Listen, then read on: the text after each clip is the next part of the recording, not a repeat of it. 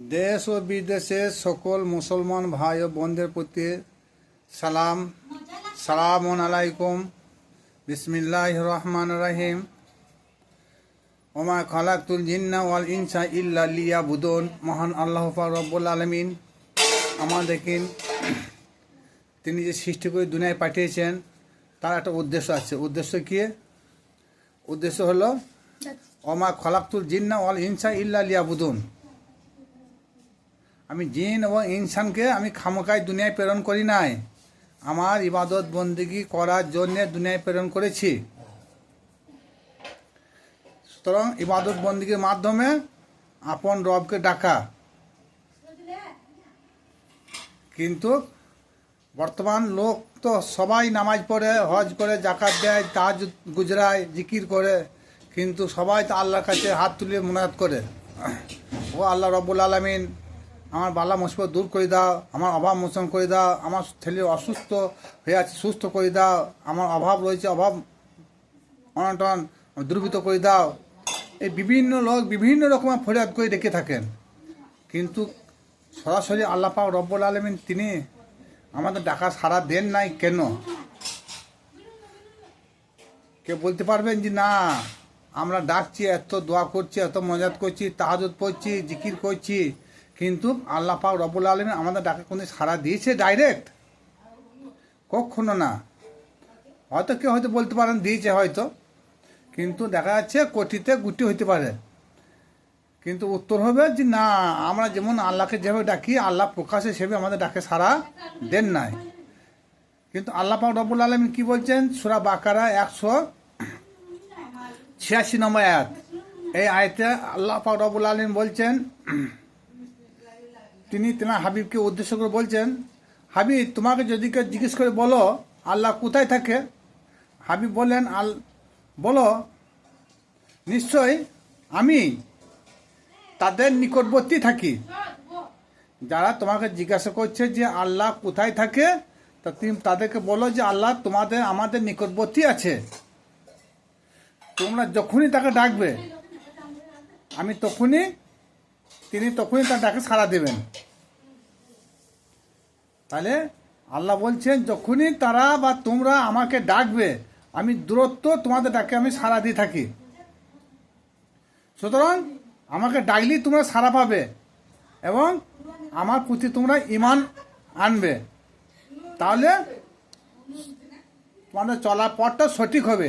আর যদি তা না হয় আমার আযাব ভয়ঙ্কর। তাহলে এই যে সূরা বাকারা 186 নম্বর আয়াতে আল্লাহ পাক রব্বুল আলামিন বললেন যে আমাকে তোমরা ডাকো আমি ডাকে সাড়া দেবো, যখনই ডাকো। কিন্তু আমরা ডাকে সাড়া পাই না। কেন পাই না? আর পরক্ষণে তিনি বলেন ঈমান আনতে হবে। ঈমানের মূল বৈশিষ্ট্য হলো কি? ঈমানের মূল বৈশিষ্ট্য হলো কলমা তৈবা লা ইলাহা ইল্লাল্লাহু মুহাম্মাদুর রাসূলুল্লাহ সাল্লাল্লাহু তাআলা আলাইহি সাল্লাম। তাই নাই কোনো আইন, নাই কোনো বিধান, নাই কোনো মাবুদ আল্লাহ ব্যতীত। কিন্তু আমাদের হুজুরা এতদিন কি শিখিয়েছিলেন? আল্লাহ ব্যতীত কোনো মাবুদ নাই। এতে কি বুঝলাম? এতে অধিকাংশ লোক কি বুঝলো? এরকম খুলি তিনারা বলেন নাই।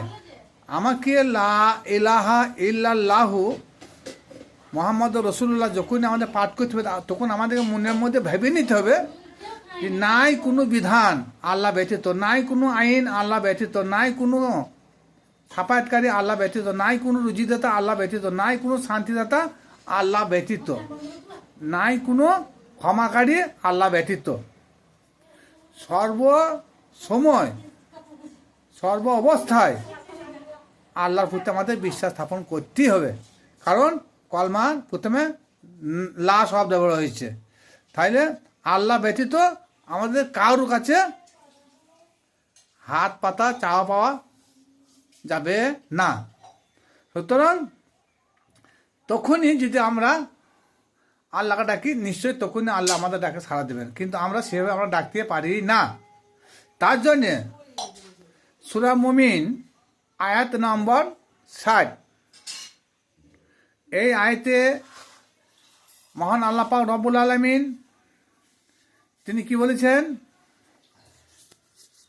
বলেছেন ওয়া ক্বালা রাব্বুকুম উদিনি আস্তাজিবু লাকুম, তোমরা আমাকে একা ডাকো, যখনই তোমরা আমাকে একা ডাকবে দূরত্ব তোমরা তোমাদের ডাকে সাড়া পাবে। তাহলে এখানে আল্লাহ পাক রব্বুল আলামিন বলতে চাইছেন যে যখনই তোমরা আমাকে ডাকবে একা ডাকো। উদিনী শব্দ ব্যবহার হয়েছে এখানটায়, আর উদনা হচ্ছে বহু বছর, উদিনী হচ্ছে এক বচন।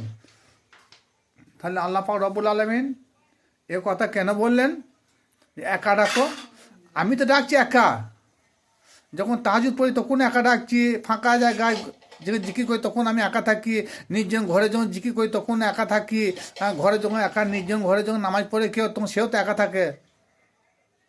তাহলে আবার বহু বচন কি জন্য হলো? আছে কারণ মানুষের মন মস্তিষ্কের মধ্যে 360টি মূর্তি আছে, যে 360টি মূর্তি জাহিরি মতে কাবা গৃহ থেকে বের করা হয়েছিল। তাই মানব দেহের মধ্যে সে যেটা সবচেয়ে বড় কাবা, সেই মানব দেহের যে কাবা, এই কাবার মধ্যে যে 360টি মূর্তি আছে, এই 360টি মূর্তি যখনই আমরা আমাদের এই কাবা থেকে বিতরিত না করতে পারবো, উচ্ছেদ না করতে পারবো, ততক্ষণ আমরা একা হতে পারবো না। কারণ আল্লাহ পাক রব্বুল আলামিন তিনি তো বলেছেন যা আছে ত্রিভুবনে তা আছে মানব ভবনে। তাহলে জাহিরির যে কাবা, সেই কাবাতে 360টা যে মূর্তি ছিল, তাহলে নিশ্চয় মানব দেহের মধ্যে যে কাবা আছে সেই কাবাতে 360টা মূর্তি আছে। তাই সেই 360টা মূর্তিকে দেহের মধ্যে থেকে যতক্ষণ আমরা দূরীভূত না করতে পেরেছি ততক্ষণ পর্যন্ত আল্লাহকে ডাকলে আল্লাহ সাড়া দিবেন না। তার জন্য আল্লাহ পাক রব্বুল আলামিন বলেছেন লা, নাই কোনো বিধান, নাই কোনো আইন, নাই কোনো ফায়সালা, নাই কোনো শান্তিদাতা, নাই কোনো ক্ষমাকারী কে আমায় আল্লাহ ব্যতীত। তাহলে যখন আমরা ওই জায়গায় পৌঁছে যাব তখনই আল্লাহ পাক রব্বুল আলামিন আমাদের ডাকলে নিশ্চয় তিনি সাড়া দেবেন। কিন্তু আমরা একা ডাকতে পারছি না, আমাদের মনের মধ্যে লোভ, কাম, ক্রোধ, মদ, মোহ, মাৎসর্য এগুলো তো আছে। এরপরেও হাকিকির মধ্যে 360টি মূর্তি আমাদের দেহের মধ্যে বিরাজমান। তাছাড়া কোরআন আয়াতটা মিথ্যা হয়ে যাবে। কারণ আল্লাহ পাক রব্বুল আলামিন সমগ্র কোরআন শরীফে যাই বলেছেন, যেখানে যা কিছু বলেছেন, কোনো জায়গায় যে তিনি মিথ্যা বলেছেন এরকম প্রমাণ করার কারো ক্ষমতা নয়। আজ দিকে প্রমাণ করে যে আল্লাহ মিথ্যা বলেছেন তাহলে সে হাক্কা কাফের হয়ে যাবে। সুতরাং আল্লাহ পাক রব্বুল আলামিন তিনি মহাগ্রন্থ আল কিতাব যে আমাদের উপর নাজেল করেছেন, সূরা বাকারা কি বলেছে? আলিফ লাম মিম জালিকাল কিতাব লা রাইবা ফি হুদাল লিল মুত্তাকিন। আলিফ লাম মিম, ওই কিতাবে কোনো সন্দেহ নাই, এই কিতাব মুত্তাকিন ব্যক্তিদের জন্য।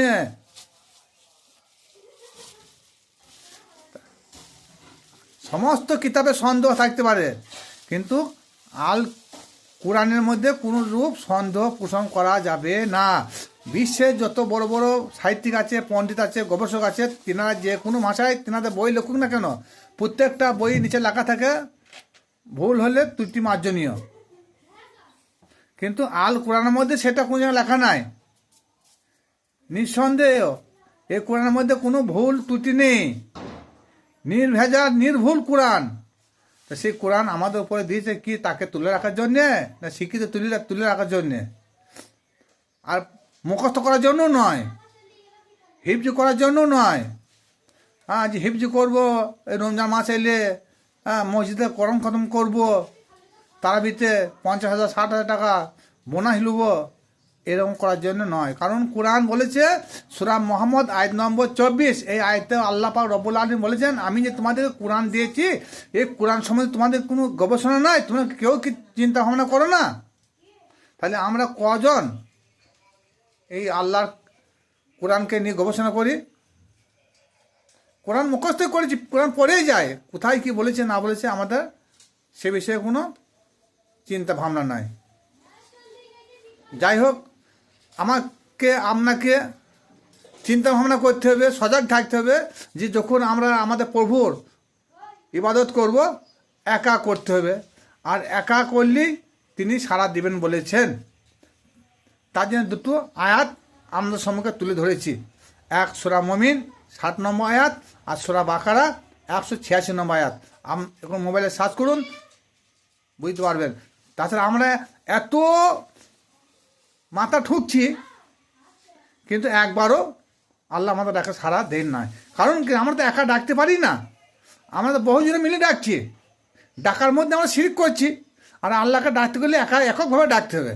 শিরিকের মাধ্যমে ডাকলে কখনো তিনি সাড়া দিবেন না। অথচ শিরিকের প্রচুর গুনাহ, সমস্ত গুনাহ আল্লাহ পাক রব্বুল আলামিন মাফ করবেন। এই রমজান মাসকে যদি রোজা নাও রাখতে পারে, সেটাও আল্লাহ ক্ষমা করবেন। কেউ যে 5 জায়গা নামাজ নাও পড়তে পারে, তাহলে আল্লাহ পাক রব্বুল আলামিন ক্ষমা করতে পারেন। কেউ জাকাত যদি নাও দিতে পারে, তাহলে আল্লাহ ক্ষমা করতে পারেন। হজ করার ক্ষমতা রয়েছে, তবুও যদি না করে থাকেন, তাহলে আল্লাহ ক্ষমা করবেন। কিন্তু আল্লাহ পাক রব্বুল আলামিন এই শিরকের গুনাহ কখনো মাফ করবে না, তিনি মারাত্মক হুঁশিয়ারি দিয়েছেন। সালামুন আলাইকুম।